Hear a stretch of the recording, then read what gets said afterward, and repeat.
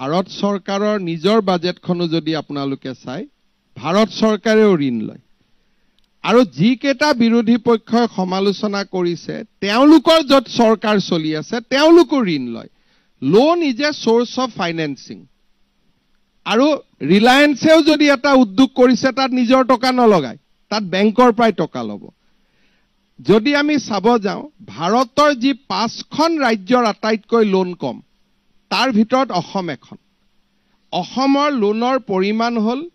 এই বছৰত ভাৰত চৰকাৰে মোক অনুমতি দিছে ২৭,০০০ কোটি টকা ঋণ লোৱাৰ কাৰণে ই কেনেকে নিৰ্ণয় কৰে জিডিপি 32% কিন্তু আমি এই বছৰ লোন ল'ম মাত্ৰ ১৭,০০০ কোটি টকা এই বছৰ মোৰ আপোনালোকে কেতিয়াবা চিঠিখনো ল'ব পাৰিব গভৰ্ণমেণ্ট অফ ইণ্ডিয়া অসমৰ সলিড বিত্তীয় ব্যৱস্থাৰ ওপৰত বিশ্লেষণ কৰি এই বছৰ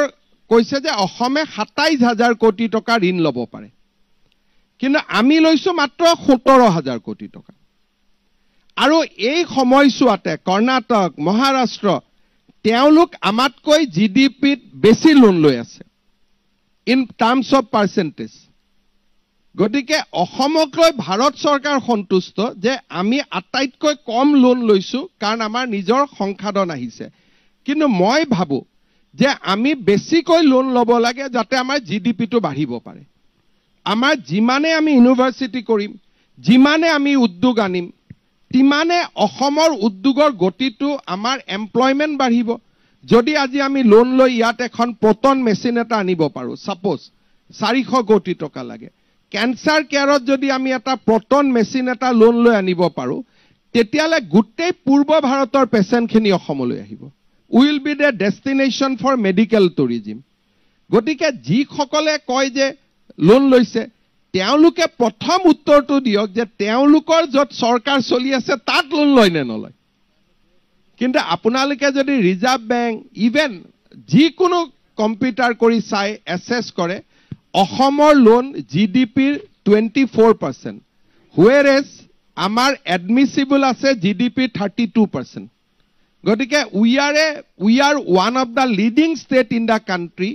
য'ত আটাইতকৈ আমি কম ঋণ লওঁ 1.5 লাখ টকাটো চাব নালাগে জিডিপিটো কিমান বাঢ়িছে কমেন্সুৰেট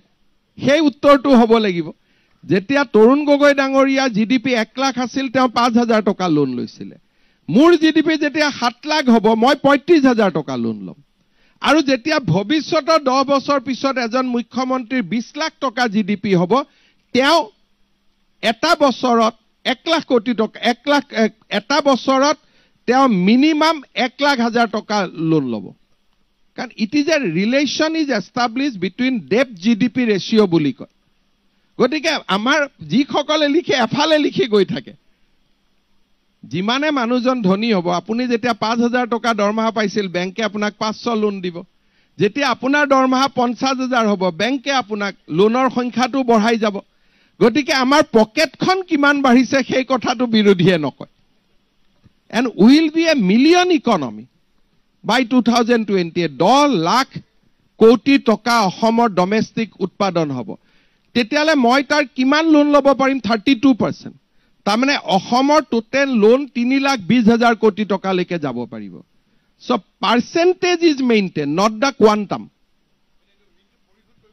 পৰিশোধ কৰিব কাৰণ আপুনি যেতিয়া আপোনাৰ জেপলৈকে যেতিয়া ইনকাম আহিছে আপুনি পৰিশোধ কৰিব